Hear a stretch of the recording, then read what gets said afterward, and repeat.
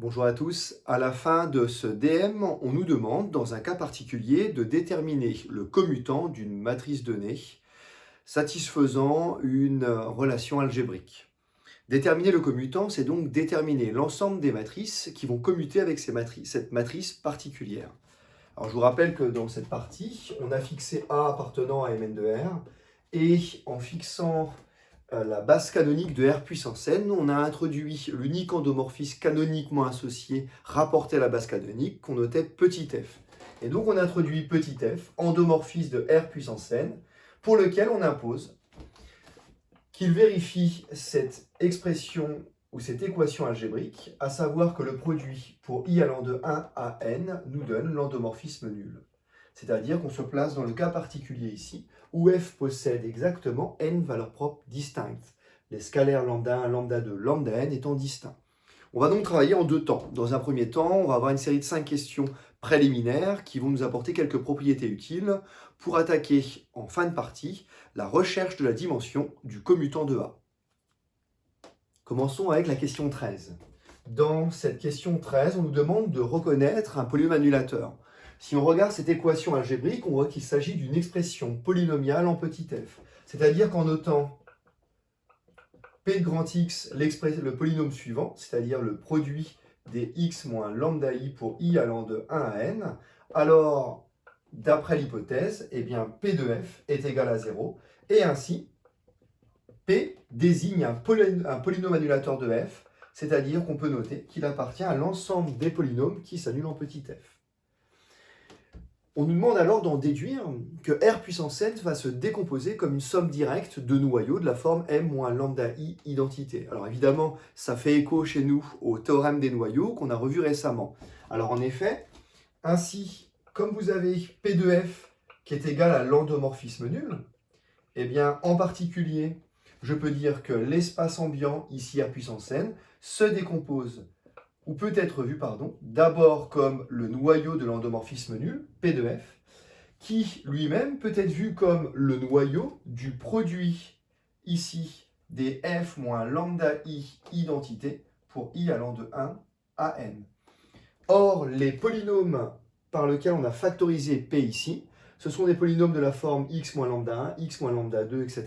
Ce sont des polynômes irréductibles et pour lesquels les lambda i étant distincts, eh bien, on peut en déduire qu'ils sont bien premiers 2 à 2, propriété de MPSI classique. Grâce à cela, on peut alors appliquer le théorème des noyaux dans sa version généralisée et en déduire qu'on obtient ici la somme directe pour i égale 1 à n des noyaux de f moins lambda i fois l'identité. Ce qui achève cette question numéro 13 et la décomposition de R puissance n en somme directe de noyaux associés. Au passage, on a vu donc que l'espace ambiant peut être décomposé comme une somme directe de sous-espaces de cette forme-là, qu'on appelle encore sous-espace propre. Ici, ker de f moins lambda i identité, c'est le sous-espace propre associé à la valeur propre lambda i. On pourra en déduire justement dans la question 14 que f est diagonalisable, que la matrice grand A est aussi diagonalisable, sous-entendu, elle est semblable à une matrice diagonale. Alors comment faire cette question 14 ? Eh bien, ce n'est pas très difficile. Le fait d'avoir une telle décomposition de l'espace en somme directe de sous-espace propre, eh bien, il suffit de considérer B1 une base du noyau de f moins lambda 1 identité, B2 une base du noyau de f moins lambda 2 identité, et ainsi de suite, pour concaténer les bases et obtenir, vu que R puissance n se décompose en somme directe, eh bien, la concaténation des bases qui va être une base de R puissance n. C'est-à-dire qu'en prenant une base adaptée, à la décomposition suivante, donc à la décomposition de Rn. Quand on écrit ça, on est en train de dire qu'on prend une base pour chacun des noyaux donnés à la décomposition de Rn. Eh bien, on obtient donc grand B une base de R puissance n, puisqu'on a concaténé les bases de chacune des composantes vectorielles qui décomposent R puissance n, dans laquelle eh bien, la matrice de petit f, elle, va être diagonale. Alors pourquoi elle va être diagonale ? Eh bien, si on construit la matrice de petit f et qu'on la présente comme dans le cours, c'est-à-dire qu'on va regarder l'image des vecteurs de base pour chacune des colonnes, eh bien pour ma base B1, base du noyau de f moins lambda 1 identité, je vais donc regarder l'image de vecteurs propres associés à la valeur propre lambda 1. Leur particularité, c'est que l'image du premier vecteur va donner lambda 1 fois lui-même du second vecteur, et ainsi de suite. Tant qu'on est dans B1, chacun des vecteurs étant des vecteurs propres associés à la valeur propre lambda 1, on en déduit que l'image de tous les vecteurs de la base B1 va nous donner à chaque fois lambda 1 fois l'identité, c'est-à-dire un bloc pour lequel on va avoir des lambda 1 et ainsi de suite. De la même façon, l'image de B2, ça va donner des lambda 2, etc. Seulement, ici, on décompose R puissance n.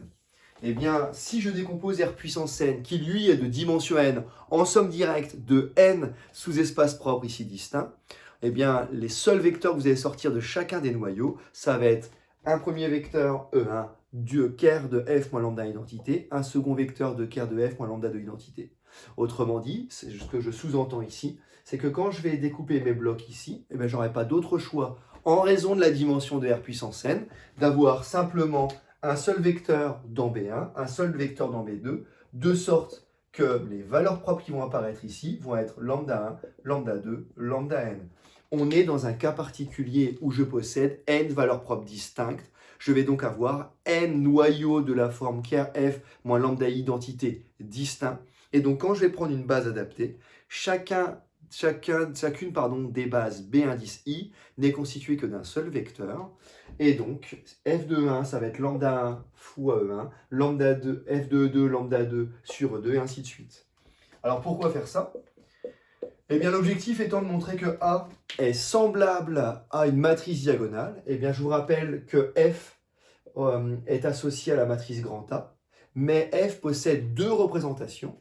A est cette matrice qu'on va appeler D, n'ayons pas peur des mots ici, A et D, or A et D représentant le même endomorphisme, eh bien on peut en déduire que ces matrices sont semblables, et donc il existe une matrice de passage P qui va me permettre de passer de A à D. Cette matrice de passage n'est rien d'autre que la matrice des nouveaux vecteurs, ceux qu'on a extraits de la somme directe des noyaux, exprimés dans la base canonique. Autrement dit, il existe bien une matrice P2 qui est inversible, cette fois-ci, de sorte que A soit égal à P2 des P-1, ce qui achève cette question 14. Ensuite, on nous demande alors de vérifier que lorsqu'on travaille avec une matrice diagonale, je me permets d'avancer un petit peu ici, lorsqu'on travaille avec une matrice diagonale, eh bien l'expression d'un polynôme en cette matrice diagonale nous donne encore une matrice diagonale. Alors ça, c'est une chose que vous avez déjà vue en MPSI, quand on opère sur des matrices diagonales, ça reste diagonale. En particulier ici, pour cette question 15, si vous supposez ici que, alors on l'a appelé pi dans cette question 15, supposer que pi, un polynôme, ici appartient à R crochet x, alors il peut s'exprimer par exemple dans la base canonique comme étant la somme de k égale 0 à n des akx puissance k. Eh bien, lorsque D désigne la matrice précédente, la matrice diagonale, on en déduit bêtement que pi de D, l'expression de mon polynôme en la matrice D, devient une combinaison de puissances de matrice diagonale. Or, une matrice diagonale élevée à la puissance k, par opération sur ces matrices, ça va nous donner simplement une combinaison de matrices de cette forme-là, c'est-à-dire des lambda 1 puissance k jusqu'à lambda n puissance k, 0 à côté. Par opération sur les matrices, je récupère alors que lorsque je rentre les AK par produit externe sur une matrice et la somme également, j'obtiens la somme de k égale 0 à n des AK lambda 1 puissance k, somme des AK lambda n puissance k. Autrement dit, on constate immédiatement qu'il s'agit bien d'une matrice diagonale dont les coefficients diagonaux sont devenus le polynôme évaluant lambda 1, lambda 2, lambda n. Autrement dit, le polynôme de D, évaluant D ici, pour un polynôme quelconque, c'est bien une matrice diagonale dont les coefficients, c'est ce même polynôme évalué en les valeurs propres. Pour aller plus loin, on nous demande alors, ici, dans la question Q16, de vérifier qu'une application θ ainsi définie est un isomorphisme d'espace vectoriel. Je vais donc reprendre les notations. On définit ici l'application θ qui, pour un polynôme pi, encore une fois, appartenant à Rn-1 crochet x, associe un n-uplet, c'est-à-dire pi de lambda 1, avec lambda 1, lambda n, mes valeurs propres ainsi définies et distinctes, rappelez-vous. Et ça, c'est un n-uplet appartenant à R puissance n. Et on veut montrer que cette application-là désigne un isomorphisme d'espace vectoriel. Bon, évidemment, l'espace de départ et d'arrivée sont bien des espaces vectoriels. θ est bien défini pour ce polynôme. Je peux vraisemblablement construire le n-uplet associé. Pour montrer qu'on a un isomorphisme d'espace vectoriel, d'abord, il s'agit de vérifier la linéarité. Et bien, en particulier, je peux par exemple dire qu'on a immédiatement la linéarité. Je vais expliquer sur quoi ça repose. Si vous prenez pour tout lambda appartenant à R et vous prenez deux polynômes P1 et P2 appartenant à Rn-1 crochet X, eh bien θ de lambda P1 plus P2, ça doit être quoi? Eh bien, ça doit être un n-uplet, pas de problème, mais dont la première composante n'est rien d'autre que lambda P1 plus P2 évalué en lambda 1. Faites attention à mon lambda, peut-être pas bien choisi, néanmoins cela étant indexé, il n'y aura pas d'erreur, jusqu'à lambda P1 plus P2 évalué en lambda n. Par morphisme d'évaluation et par définition de l'évaluation d'une somme de polynômes, je peux récupérer que la première composante, par exemple, c'est lambda P1 en lambda 1, plus P2 en lambda 1, etc. Mais par opération sur les n-uplets, on peut dire que lorsqu'on a un n-uplet de cette forme-là, c'est aussi une combinaison de deux n-uplets. Ça veut dire qu'on récupère lambda fois un premier n-uplet constitué de P1 lambda 1, P1 lambda 2 jusqu'à P1 lambda n, c'est ce qu'on note nous θ de P1, plus un second n-uplet constitué des composantes P2 de lambda 1, P2 de lambda 2, P2 de lambda n, et on récupère en fait ici un second n-uplet, pardonnez-moi, et qu'il n'y a rien d'autre que θp2. Autrement dit, θ est linéaire, puisque l'image d'une combinaison de polynômes, c'est la combinaison des images. Et finalement, il s'agit bien d'un morphisme d'espace vectoriel. Reste à montrer la partie peut-être plus délicate, qui est la bijectivité, pour avoir un isomorphisme. Donc de plus, allons-y. Pour la bijectivité, eh bien, je devrais traiter dans un premier temps l'injectivité, puis la surjectivité. Mais encore une fois, en dimension finie, eh bien, on constate comme la dimension de l'espace de départ n-1 crochet x est égale à n, qui coïncide avec la dimension de l'espace d'arrivée, eh bien, il nous suffit encore une fois de nous simplifier le travail et de traiter soit l'injectivité, soit la surjectivité. Comme d'habitude, on va choisir d'étudier l'injectivité, car aller chercher le noyau, c'est souvent plus facile. Je dis bien souvent, c'est une habitude. Il y a peut-être des exercices où la surjectivité serait plus simple, ce qui n'est pas forcément le cas ici. En particulier, je vais donc prendre P, un élément de l'espace de départ, et je vais essayer de caractériser le noyau associé pour étudier l'injectivité. P va donc être dans le noyau de θ, si et seulement si θ de P, c'est le n-uplet, pardonnez-moi, θ de P, c'est le n-uplet nul. Ça veut dire quoi? Ça veut dire que chacune des composantes P de lambda 1, P de lambda n est nulle. Ça veut dire que pour tout i appartenant à 1n, P de lambda i est nul. Alors attention, allons plus loin. Ça veut dire que j'ai un polynôme P de Rn-1 crochet x qui s'annule en n valeurs distinctes, puisque les lambda i sont distinctes, les valeurs propres sont distinctes, ce qui me permet d'affirmer que P s'annule ici n fois.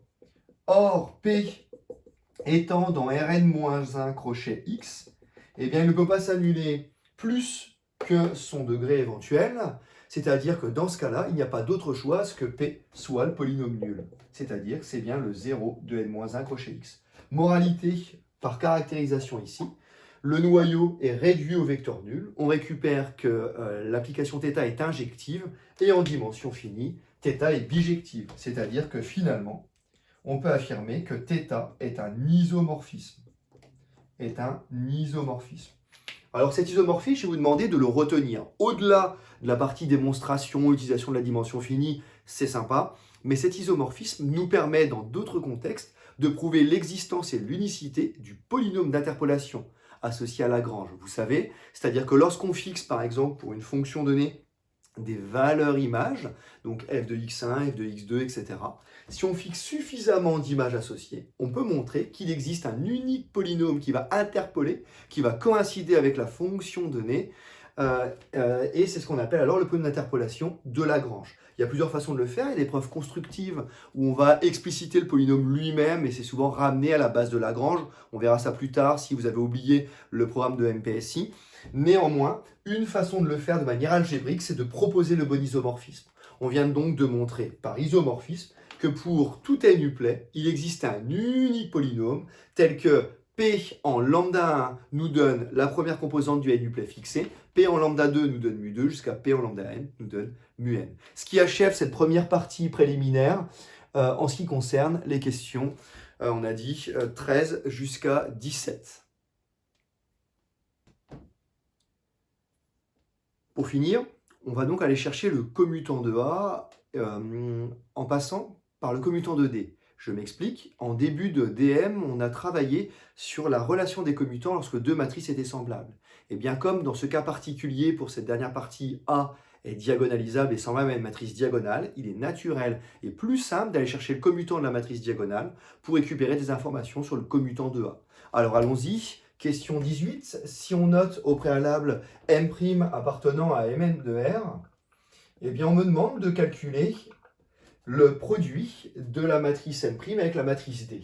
C'est-à-dire que lorsque je calcule M' fois D, je vous rappelle que D, c'est la matrice diagonale constituée de mes valeurs propres, à laquelle A était semblable, eh bien on me demande de calculer M'D et plus précisément de déterminer les coefficients du produit matriciel M' fois D. Alors par opération sur les matrices, le coefficient donné par la somme de k égale 1 à n des AIK BKJ qu'on adapte ici, donc des M'IK dkj. Or, c'est très facile lorsqu'on a une matrice diagonale, puisque le coefficient dkj, il est nul, sauf quand k égale j. C'est-à-dire que quand k égale j, on a peut-être un coefficient intéressant, il peut être nul aussi, hein, la matrice diagonale peut contenir des zéros, mais en tout cas, on est sûr que si k est différent de j, ça vaut 0. Donc, le seul terme qui peut être intéressant, c'est pour k égale j. C'est pour ça que dans cette somme, tous les termes s'annulent, à l'exception du terme k égale j. Donc, on récupère m'ik djj, c'est-à-dire dans mon contexte ici, avec D, la matrice diagonale, on va récupérer simplement j'avais dit k égale j, donc m'ij djj, on va récupérer m'ij lambda j. De la même façon, si on calcule D fois M' et qu'on cherche le coefficient ij, la formule nous donne encore la somme de k égale 1 à n des D ik M' kj. Seulement la matrice est en diagonale, le seul terme qui peut nous intéresser cette fois-ci, c'est pour k égale i, où on va récupérer dii, c'est-à-dire qu'on va récupérer dii fois m'ij, c'est-à-dire que je vais récupérer cette fois-ci lambda i fois m'ij. Autrement dit, on obtient deux expressions ici, lorsqu'on a multiplié par d à droite ou par d à gauche. Dans la question 19, on me demande alors de récupérer la forme du commutant de D. Ici, on a M' qui va appartenir au commutant de D. Si et seulement si, eh bien dM' égale M'd, ce qui équivaut à dire que pour tout ij, les coefficients associés de ce produit matriciel et celui-ci vont coïncider. Ce qui veut dire, d'après la question précédente, que c'est un scalaire, donc je peux le mettre devant, que lambda j M'ij va coïncider avec lambda i M'ij. Ce qui veut dire, encore une fois, ce qui est équivalent à dire ici, que pour tout ij, vous allez avoir la différence lambda i moins lambda j fois M'ij qui est égal à 0. Or, rappelez-vous, nous sommes dans le cas particulier où les valeurs propres sont toutes distinctes, ce qui veut dire que c'est encore équivalent à dire que pour tout ij, j'ai bien M'ij qui est égal à 0 dès lors que i est différent de j. Pourquoi cette condition-là? Si i égale j, vous avez lambda i moins lambda i. Autrement dit, vous avez 0 fois quelque chose qui donne 0. Rien de surprenant. J'oubliais par exemple ces différentes zéros avec la condition i différent de j. Ce qui me permet de dire quoi? Ce qui me permet par équivalence de dire que le commutant ici de D, c'est l'ensemble des matrices qui ont cette forme-là, c'est-à-dire des matrices grand M' satisfaisant la contrainte ici pour être dans CD. Ça veut dire que c'est des tableaux pour lesquels les coefficients en dehors de la diagonale sont tous nuls, et donc on a une matrice de la forme un coefficient, je ne sais pas, mu1 jusqu'à mu(n) et des zéros partout ailleurs. Seulement si les mui ici réels nous permettent de construire les matrices du commutant de D, on peut en déduire encore une fois en développant cette matrice-là, qu'on a une combinaison linéaire de la forme mu1 E11 plus mu2 E22 jusqu'à mu(n) ENN, c'est-à-dire on a un vecte, on a une combinaison linéaire finie en des matrices élémentaires, et ça me permet de dire que c'est le vecte de E11 jusqu'à ENN. On vient donc de déterminer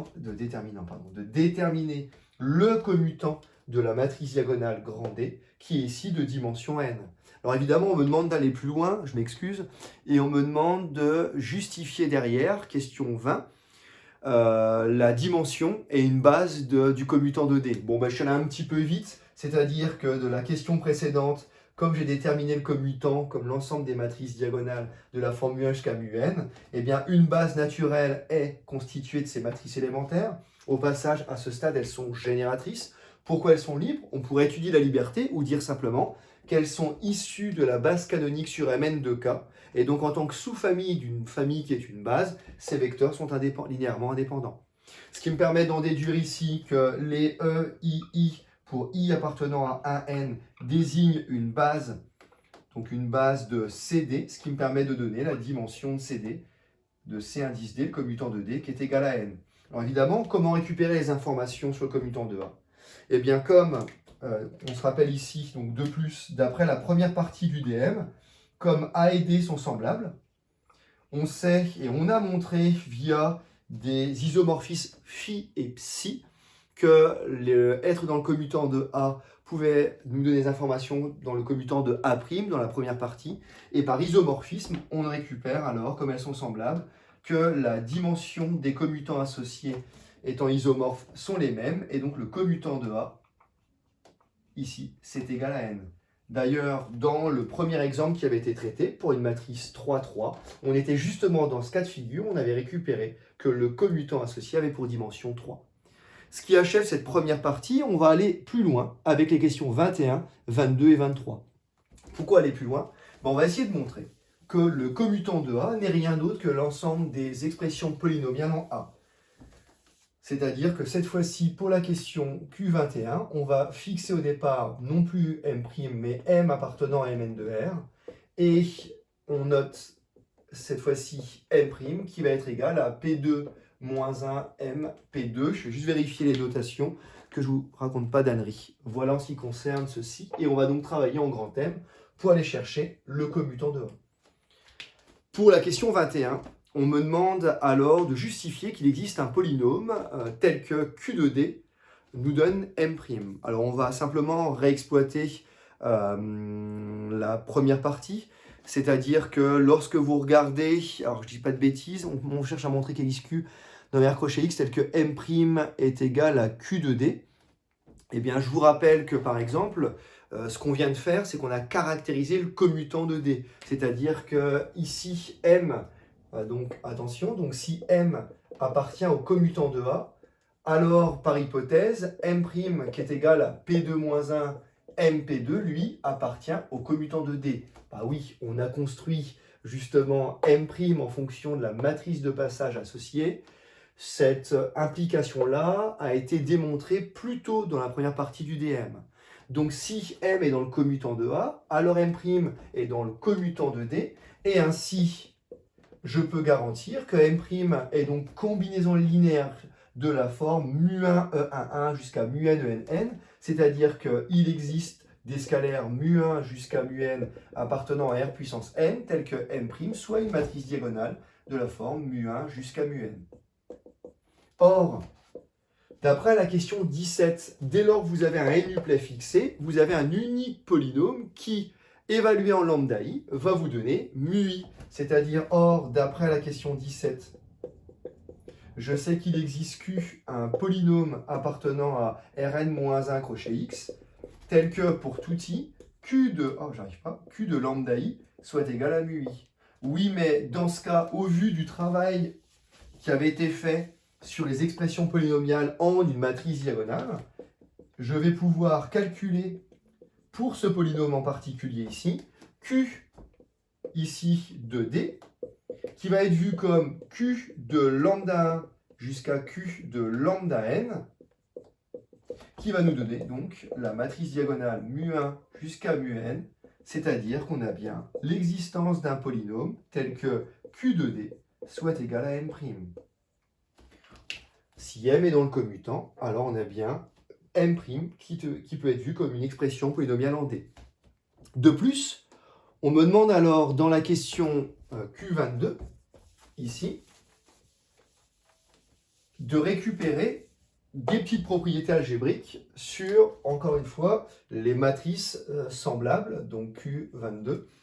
Et on me demande de justifier que pour tout n, ici, donc on veut montrer que pour tout n, si je prends P2D, P2-1, le tout à la puissance n, cette fois-ci, eh bien c'est de la forme P2D puissance n, P2-1. Or là, je ne vais pas le refaire, mais vous le savez, ça se fait par récurrence rapide. Si vous avez été bon jusqu'ici, dites simplement que c'est par récurrence rapide, ça ne sert à rien d'aller d'être trop explicite. Si c'est en début de partie, bah moi je pense qu'il faut bien le faire. Ça va vous prendre 3 minutes plutôt que de réfléchir, et au moins vous ne volerez pas l'examinateur. Par contre, mais alors, si on a montré ça, on a avec l'expression pi par exemple de x égale à la somme des ak x puissance k, eh bien il est très facile d'aller chercher, donc avec ceci, l'expression de pi en donc P2 d P2-1. Pourquoi? Eh bien par expression polynomiale, vous avez alors la somme des ak P2d P2-1 puissance k, mais on vient de démontrer que ça donnait P2d puissance k P2-1. Chose que vous devez, habitude que vous allez devoir prendre, c'est qu'une fois qu'on a cette expression-là, on travaille dans une cas algèbre. Je peux donc factoriser P2 ici par la gauche, mais factoriser à droite par P2-1. De sorte qu'on va être amené à P2 fois une expression polynomiale, mais celle-ci, c'est rien d'autre que pi évaluant la matrice grand D. Autrement dit, un polynôme en P2D P2-1 est semblable à pi de D ici. Reste alors à aller chercher la dernière question de ce DM. Eh bien, on me demande tout simplement de montrer que M coïncide alors avec Q de A. Bon, ben c'est pas difficile. On calcule parce qu'on nous demande Q de A. Eh bien, Q de A, c'est quoi? On a montré que A, était semblable à la matrice D, c'est-à-dire que ça va être Q de P2D P2-1, avec P2, la matrice de passage qu'on avait mise en avant tout à l'heure. D'après ce qu'on vient de voir, c'est une expression polynomiale en cette relation de similitude. Ça va donc donner P2, Q2D, P2-1, mais le polynôme Q avec lequel on travaille n'est pas quelconque. C'est celui qui a été introduit à la question 21, c'est-à-dire l'unique polynôme qui en lambda i tenait mu i, avec mu i fixé ici. Ce qui me permet de dire qu'on récupère, si on va plus loin ici, on récupère simplement que, c'est-à-dire Q de A, va donc être égal à P2, M', P2-1.